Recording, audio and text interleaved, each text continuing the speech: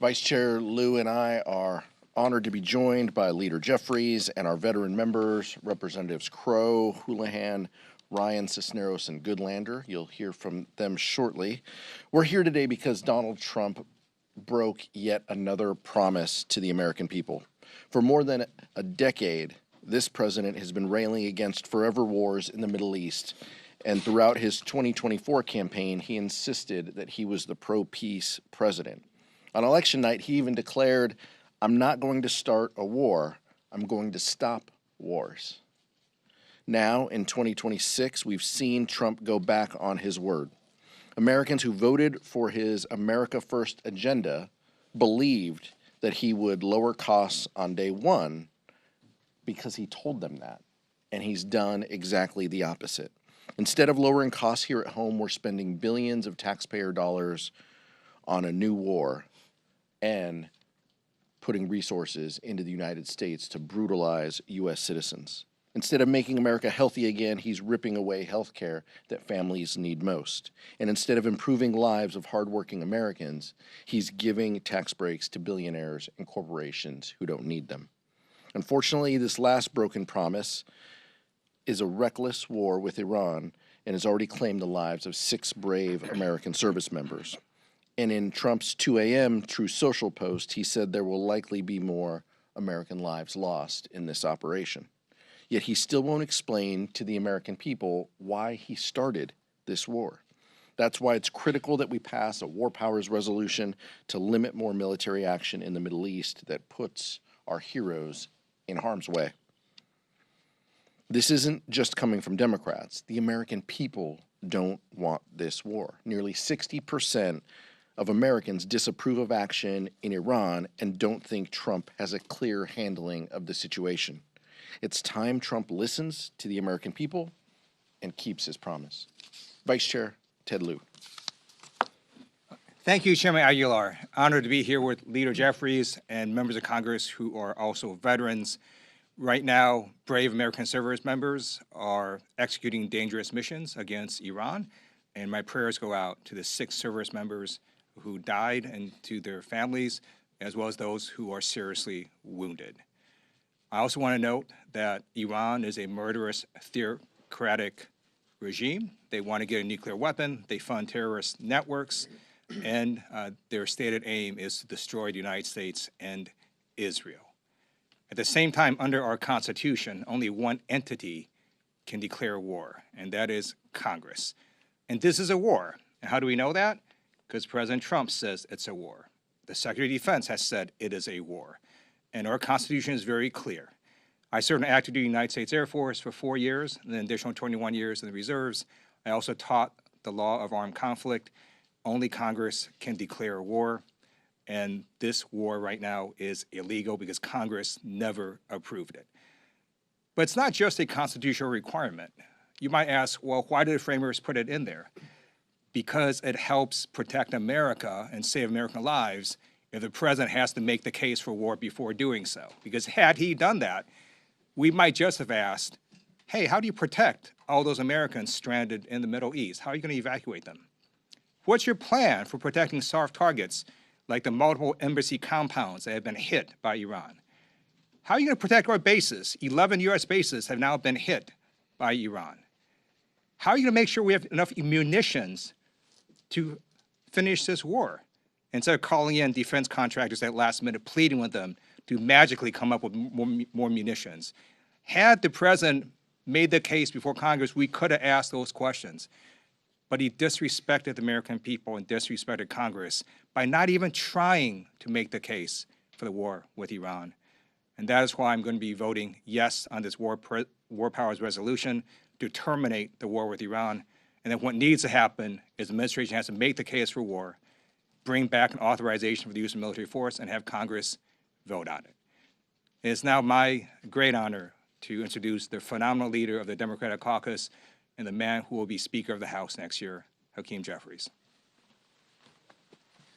Good morning, everyone. Let me thank Chairman Aguilar and Vice Chair Lieu for their incredible leadership of the House Democratic Caucus, the districts that they represent, and of course the nation, and for convening us here today. I'm particularly thankful to be joined, of course, by those who have served our country in uniform, as Ted has done.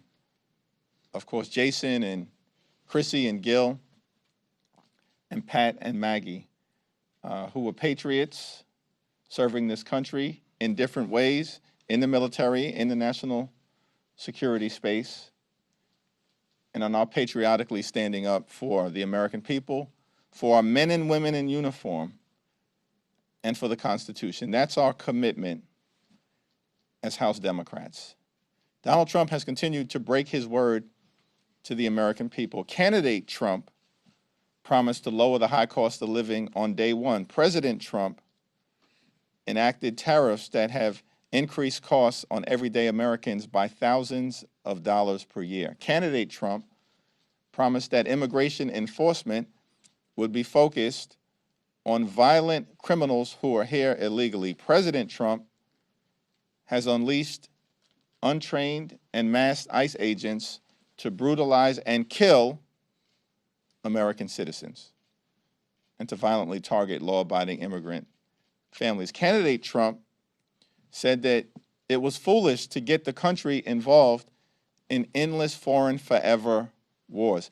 President Trump, without authorization and inconsistent with the Constitution, has now plunged America into what he characterized yesterday could be an endless war that has already tragically cost the lives of 6 patriotic service members. And we mourn for them, and we're praying for their families, as well as all of those service members who are still struggling to deal with serious injuries as a result of what has taken place in the Middle East. The president has a responsibility to make the case to the American people as to the justification for this war, but has provided no evidence that there was an imminent threat to the American people here or abroad. It's the president who said just several months ago, in June of last year, that Iran's nuclear program had been completely and totally obliterated. That's the president's words. Did he lie to us then, or is he lying now that he's claiming that Iran was acquiring the possibility of being able to threaten us with nuclear weapons? A nuclear program he had claimed was completely and totally obliterated. The president has indicated that he's interested in regime change, but we know that regime change wars have never worked out for the American people and have cost thousands of lives of our patriotic heroes in uniform. That was the case in Vietnam, in Iraq, and in Afghanistan. So I'm thankful for the leadership of the chair, the vice chair, and these distinguished members of Congress, patriots who are standing up for the American people, standing up for our brave servicemen and women in uniform, and standing up for the Constitution.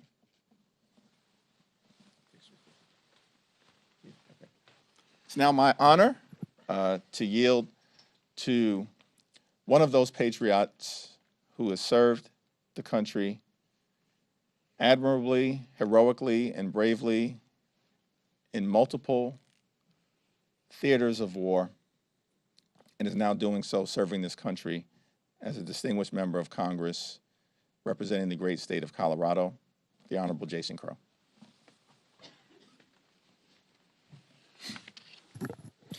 Thank you, Leader Jeffries, Chairman Aguilar, Vice Chairman Liu, and my fellow veterans. After trillions of dollars, thousands of American lives, decades of endless conflict, my entire adult life, a quarter of a century of American war, here we go again. Donald Trump campaigned on ending the wars because he knew at the time that that's what Americans wanted and still want. And yet here we go again. I learned when I was fighting in Iraq and Afghanistan that when elites in Washington bang the war drums, pound their chest, talk about the costs of war, and act tough, they're not talking about them doing it. They're not talking about their kids or their billionaire donors picking up rifles, jumping into planes, jumping into helicopters. They're talking about working class kids like us. They're talking about those in small towns, in farms, in ranches across the country that have to actually do the work, that have to fight and die, and the American people that have to pay for all of it. Americans have had enough. Now, don't get us wrong. We believe in American strength. We believe in American engagement. We believe that America has a role to play in the world, and we will not hesitate to use our military and our strength to protect Americans and to protect our vital interests when it's necessary. But it's very clear in this instance that there was no imminent threat, and this is a war of choice by Donald Trump. There's a lot of talk and discussion in D.C. sometimes about notification requirements and process and procedure and what the Constitution requires. And I understand that a lot of Americans who are just trying to raise families, build businesses, don't immerse themselves in these debates. But I'll tell you why that is important. Why what we're talking about, resuming our control, is important. Because it's about accountability. It's not simply just about our interest in being involved, in notifying. It's about accountability. Because nobody is going to sit here and tell me that after 20 years of war in Iraq and Afghanistan, failed military endeavors, that if this Congress hadn't been forced to debate and vote and finance year after year, and to take the accountability for this and to put the American people back in the driver's seat for these conflicts, that they wouldn't have ended sooner or differently. That's what this is about. Putting the American people back in the driver's seat to decide when they want to finance these wars, when they are willing to send their sons and daughters to fight and die for our interests. We will be relentless in pursuing that accountability and that transparency and putting the American people back in the driver's seat for the most important decision that their government can make. And with that, I'm honored to introduce a dear friend of mine, a fellow veteran from the great state of Pennsylvania, Chrissy Houlihan. Thank you. Thank you, Jason. And I think what you'll hear from all of us is I'd rather not be standing up here. We'd rather not be standing up here seeing history repeat itself and certainly rhyme again. Because before any president sends Americans into war, the American people, as Mr. Crow was indicating, the American people deserve some answers. They deserve the privilege of asking the questions. They deserve to know why we are engaging in this way. They deserve to know why now are we engaging in this way. They also deserve to know what the objective is. What are we aiming at? What does success look like? What is our end game? Because it is, as Mr. Crow said, not the president, not us standing here on this podium who will pay the price. It is, in fact, our troops who are right now in peril, who are right now in harm's way, and some of whom who have already right now lost their lives. It's also our military families who are sitting at homes right now wondering if their loved one is safe or in harm's way. It is the taxpayers as well. And it's communities like mine and like yours who deserve to know the answers to these questions, not after they happen, but before things happen. And that is why, even though it seems really wonky and procedural, that it matters, that Congress matters at times like this. Because this is not an abstract process. This is because we are literally elected by the people, for the American people, to be the American people's direct voice in decisions like this. The American people of my community should demand that I am on the record on this. They should demand that I have an opinion and a voice on this issue. If you call my office right now, a real person will answer the phone. And every single day we talk to parents, and every single day we talk to veterans, and every single day we talk to people who might be asked to fight and die, or whose family members might be asked to fight and die. And they deserve to know for what. I don't, certainly, and many of my colleagues have made it clear, mourn those leaders who have supported terrorism for decades. I am clear-eyed about the threat that Iran is. But eliminating bad actors is not the same thing as having a strategy. And as importantly, abandoning our own values and our own rules of engagement is also not the same thing as having a strategy. Doing so destroys this American covenant that we have entered into together, while inviting targets of our actions to return the favor in the future. War is not a reality show. There are no retakes. There are no stunt doubles in this case. There are only consequences, and those consequences are measured in American blood and treasure. Our service members deserve a mission that is worthy of their courage, and the American people deserve a say. And the President owes us all a clear plan. Thank you for the opportunity to speak with these amazing colleagues of mine. It's my privilege to yield to another amazing colleague of ours, Representative Pat Ryan from New York.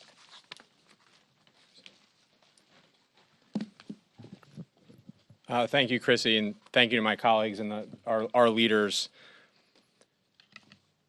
I think for all of us, this is certainly personal, but I want to be clear, it's not about us individually, it's us as representatives of a generation of patriotic Americans who love this country so much that they were willing to sign up, to put their lives at risk, to trust that the government would only send them into harm's way if they absolutely needed to, if there was no other resort, if there was an imminent threat, and if there was a real plan to accomplish a mission to keep them safe, to responsibly end that conflict. And that trust has been shattered over and over this year, starting a few days into this year in Venezuela, and now adding insult to injury, starting what is clearly a war, despite all the lies and mistruths from the administration. And I understand and I acknowledge that a lot of the American people and the coverage has been about process. And as my colleagues were saying earlier, theoretical, intellectual war powers and so on. But we need to be very clear. This is not about process. It's foundational and fundamental. It's about people, the American people whose voices have been fully absent and fully disregarded and disrespected. In my district, which is one of the most purple in this country, when I talk to folks, especially this weekend, but for the last several years, there's two things that almost every American agrees on. We need our government to lower our costs, and we need our government to stop getting us into open-ended regime change wars, especially in the Middle East. Both of those, obviously, promises that the president explicitly ran on have been broken and is a straight-up betrayal of the people with no accountability so far. On the cost front, not only are we not investing in lowering costs for people on health care, lowering costs for people on housing and food and groceries and utilities, we're also raising the costs. I mean, the price of gas is already skyrocketing. We know the Iranian regime is deliberately focused on driving that up to hurt all of us and especially the American people. And I'm sure many have already seen there's already a tracker running. And if you haven't, I would point you to it, tallying minute by minute the multi-billion-dollar cost already to this illegal war and operation. So rather than lowering costs, costs are up and they're going to only go up. And again, rather than ending wars, the president has started two this year. And just very briefly, we're not even talking about Venezuela anymore because I know we've been overcome by all the chaos in abject failure. I mean, they replaced one dictator with another, and now Trump's talking about potentially doing the same to the degree he has any coherent plan in Iran.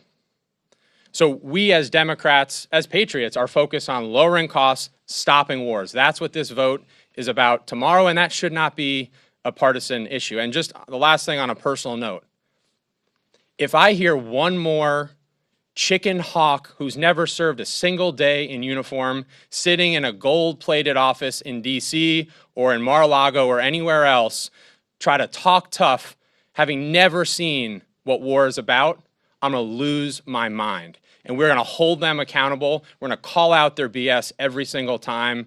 And when we do that, the American people will certainly be with us, because that's where they wisely remain. And again, thank you for the opportunity, and thank you to my colleagues. It's now my honor to represent my Navy brother from California, Gil Cisneros.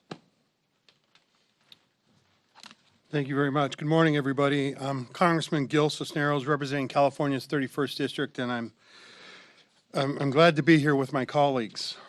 I'm a Navy veteran, member of the House Armed Services Committee, former Undersecretary of Defense at the Pentagon, and I stand here today to condemn this Trump administration's reckless and unconstitutional military action in Iran.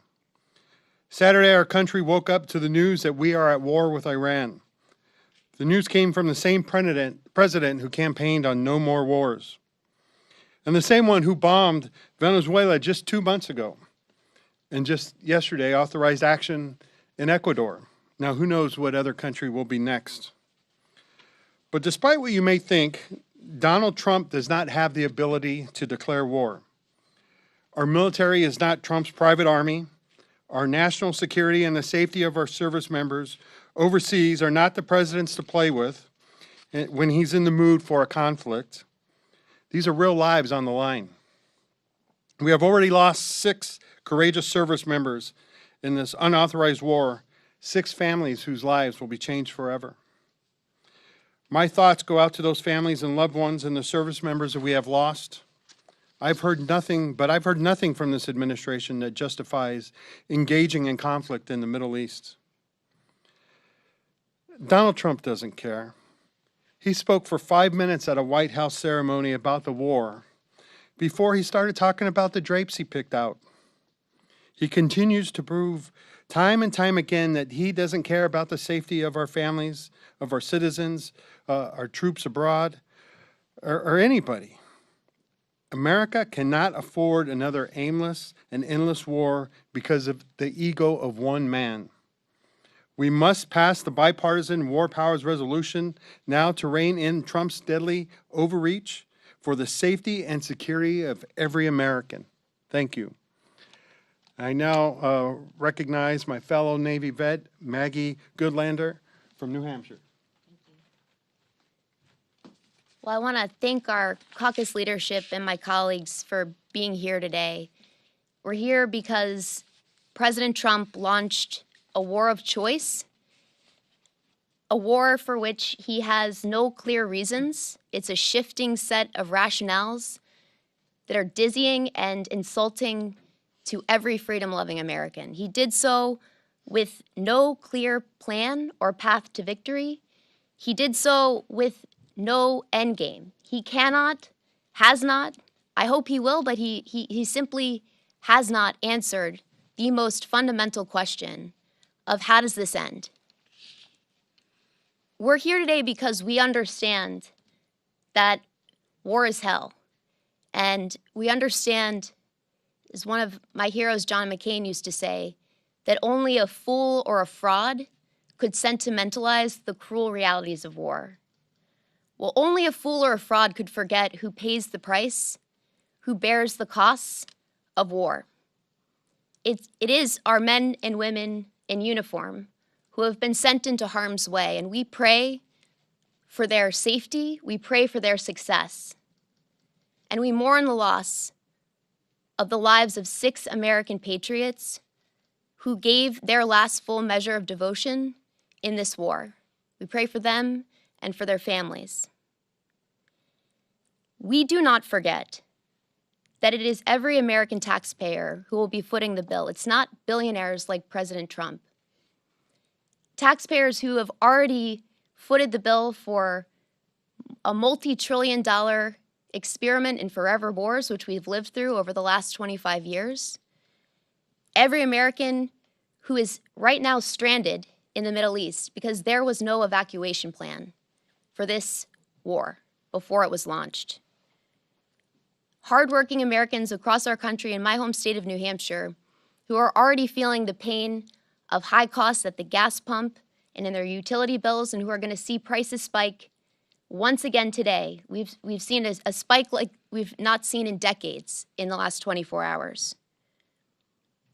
We're here today because we understand that the president has defied common sense in our Constitution, but he doesn't have a blank check to wage war. We will do our jobs, we will do our duty under the Constitution by voting in favor of this bipartisan War Powers Resolution, which will do a simple and critical thing. It will force the president to do his job, to come to the Congress. If he's got a plan, we all understand that the Iranian regime is a brutal and determined enemy of the United States, a regime that has blood of our fellow Americans on its hands. But if the president wants to take the country to war, he's going to have to come to the Congress and make his case. There are no blank checks. Anyone who served in uniform knows that you don't write a blank check to this president or any president. So we will do our duties, and I'm honored to be doing so alongside these patriots. So with that, I'll turn it back to the chairman. Thank you so much, Representative Goodlander. Questions? Thank you. I know we've talked about attendance a little bit throughout the year. I was just curious, with this vote coming up that clearly is a priority for you guys tomorrow, and some of your members being in, election season, how are you communicating to your members that it's important to get here, and are you expecting to have full attendance tomorrow? It's a question for Whip Clark, but what we have communicated to our caucus time and time again, we have telegraphed when these votes are going to happen, and our expectation is that members are here to vote on behalf of the American people and on behalf of their districts when these important votes come. So my expectation, I know that there were elections last night. I know there's elections in 2 weeks. Members need to be here to vote. This is a consequential and important vote, as these patriots behind me have indicated. It's too important not to be here. So my expectation and hope and belief is that members will be here. Michael. Thank you all for doing this. This week is a two-day work week for you all. You're scheduled to be on recess next week. So many of your members told me coming out of the briefing yesterday that they came out with more questions than they did going in. Can you just kind of speak to the context of going to your districts next week? I'm sure your constituents will have questions about what's going on and not having the answers that a lot of you all were looking for, but also just not being here to continue to have this debate, in Washington, to continue to, as Republican colleagues, to join you in holding the administration accountable. Can you just speak about kind of the schedule as this is occurring right now? Look, if this was a priority, if Republicans cared about genuine oversight or just merely asking questions of the administration, we would do more classified briefings, and we would cancel recess and be here debating and discussing this. Members behind me are on committees from Judiciary to Armed Services to Intel. These are important positions right now in this time, in this moment, with these votes in front of us, and with our country on this war footing by the president's own words. So it's important that we're here to exercise our ability to ask these questions. We're in the minority. We don't set the schedule. But if Speaker Johnson was serious about asking tough questions and not just giving the president a blank check for these operations, he would keep us here, and every member behind me would be here as well. I'll yield to the vice chair and then Chrissy. Chairman Aguilar is absolutely right.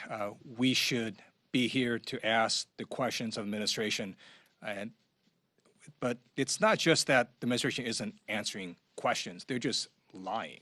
So we know that the rationales for why they entered this war keep shifting. It was about nuclear weapons, then it was about regime change, then it was about threat reduction, then it was about preventing a preemptive attack, then it was back to regime change, and that was all on a Sunday. And then the next day, on Monday, Secretary of Defense says, no, no, no, this is not about regime change.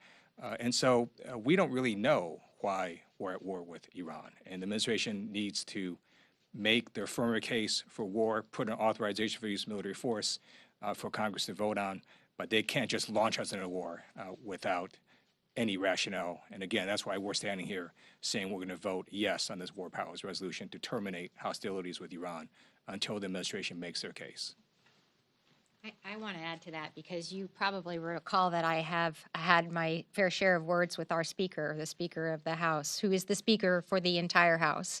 And I have a certain amount, not even a certain amount, an enormous amount of disdain for him at this point in time, because it's his responsibility to bring us into Congress, to make us be able to be here, to be able to have votes, to be able to have conversations. And he has abdicated that responsibility, unfortunately, on behalf of all of us. And that also trickles down, evidently, to the chairman of different committees that you mentioned. Intelligence has been completely MIA. Chairman Crawford has declined and denied and canceled meeting after meeting after meeting in the Intelligence Committee and hasn't asked for the information that must be available, or at least should be available to Intelligence Committee members. Similarly, with the Foreign Affairs Committee, Chairman Mast is an embarrassment, I have to be honest. The fact that he has canceled Foreign Affairs Committee hearing meetings as well is another indication that they are completely abdicating their responsibility, the constitutional obligation of the Congress, and as a result are anointing or appointing President Trump as a king. Nick. I want to ask about DHS funding. Republican leaders were up here a second ago talking about the risks that the DHS shutdown poses the longer this war goes on. Are Democrats going to oppose DHS funding as this conflict continues? Yeah, we'll continue to oppose this terrible homeland bill because they're trying to use ICE and CBP money against U.S. citizens. They've already killed 2. Their policies are the problem. But keep in mind, and this is just the height of politics, and I realize what the speaker and his leadership team are trying to do. If they were serious about threats and our homeland, why would they try to cut CISA, cybersecurity, 50%, which Democrats stood up for, as saved those cuts from happening in our funding process. So these are folks who are not serious, but these agencies still have the resources to exist. They made sure of that with H.R. 1, including $75 billion additionally for ICE. They can live off of that. But I personally am a supporter of Rosa DeLauro's bill and plan that would, create kind of a check on DHS, slide off ICE and CBP. Let us continue to discuss, debate, and even argue about those while greenlighting funding for FEMA, TSA, CISA, Secret Service, and other agencies that are affected within DHS. The Speaker controls the ability. He can put that bill up now, and I would all but guarantee that bill would pass. He's choosing not to do that. He is choosing to engage in this fake fight to try to make a point, and using war as a reason to try to score political points because they know the American people are not with them on DHS funding, not with them on weaponizing ICE, and not with them on this war that the president has led us to. Representative Crow. I want to underscore the tremendous risk that this administration and congressional Republicans have put the American people in right now. At a time where the terrorist risk against the United States and against Americans, both at home and abroad, has just shot through the roof. Unbelievable levels of risk against Americans now as a result of terrorism and cyber risks. At the same time that has happened, they have taken vast quantities of our FBI agents, of our Homeland Security investigation agents, and others with the expertise and the mandate to conduct counterterrorism investigations and operations and cyber operations, and they have shifted those folks to their ill-conceived immigration policies. So we are calling on them immediately to pull those personnel off of their ill-conceived immigration policies that are brutalizing and terrorizing the American people and put them back on counterterrorism and cyber operations. Right? They put a recent college graduate with zero experience in cyber operations in charge of one of our nation's most important cyber entities. It's madness, and it's putting the American people at great risk. We call on them now to fix it and to do what's necessary to protect the American people. Thank you. The Department of Homeland Security has taken this money and used it to send anonymous mass federal agents to terrorize communities.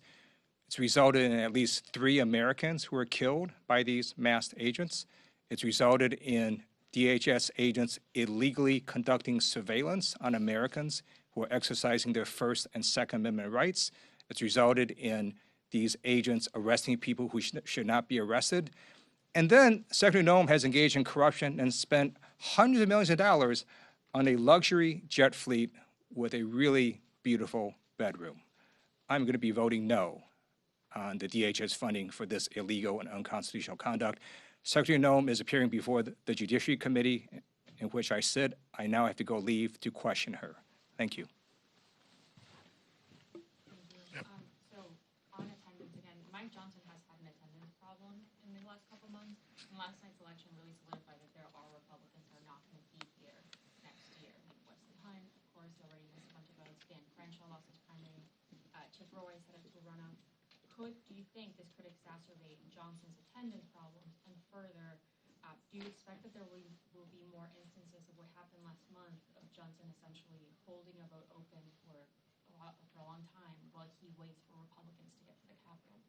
There's a lot of jobs I don't want in this town, and Republican whip is definitely, pretty high on that list. So I can't speak to that. But look, that's what I would expect, is that they're going to hold votes open, fly people back, beg them to come back and vote, or just cancel votes. And that gets back to, what Representative Houlihan was talking about, just abdicating the responsibilities here and just saying, oh, well, we won't vote on that, we won't deal with that, or maybe we'll push that to tomorrow, and then tomorrow we'll push it to next week. That's what this chaos is exactly. The card that Mike Johnson plays time and time again, and it's because his folks don't care about governing. I have 2 questions. Spain has just banned the United States from using military bases against Iran. President Trump said he will cut off trade with Spain. What do you think about that? And the other question is, the President Obama involved more countries than President Trump. Did you protest for these wars? Nearly 2,000 US military were killed in the Libya war. For example, Obama didn't ask Congress for authorization. What do you think about that? Yeah, I think these are different. I think these are different conflicts But look, what I would remind you is, we were briefed yesterday by Marco Rubio, who screamed to the top of his lungs when he was senator about, the importance of Congress playing a role in these authorizations. It's interesting that his tune changes with respect to Spain. We'll continue to get briefings. These members behind me get military briefings. As a defense appropriator, I'll continue to get briefings. We're concerned about how our allies are responding, and we're keeping in touch, and we're being very mindful of what the future holds with respect to our allies. Any last question? Yet some Democrats are sponsoring an alternate war powers resolution. Are you concerned at all that will siphon votes away from the resolution? No, I think that this resolution will have the vast majority of Democrats supporting it. I'm aware of the competing authorization that members have. Some will take a different nuanced position on this, but I'm convinced that this is where the Democratic majority is. I'll just remind you what we've said before from this podium.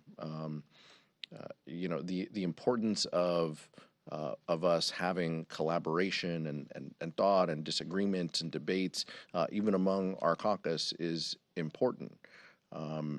Unity doesn't mean unanimity. And that doesn't mean that we will all get to the same position, but we can still be united in standing firm that Congress has an ability within Article 1, Section 8 of the Constitution. This is our role. and members on different sides of the war powers resolutions all feel that the Constitution matters and that we have an ability to say, to dictate what that looks like. Thank you.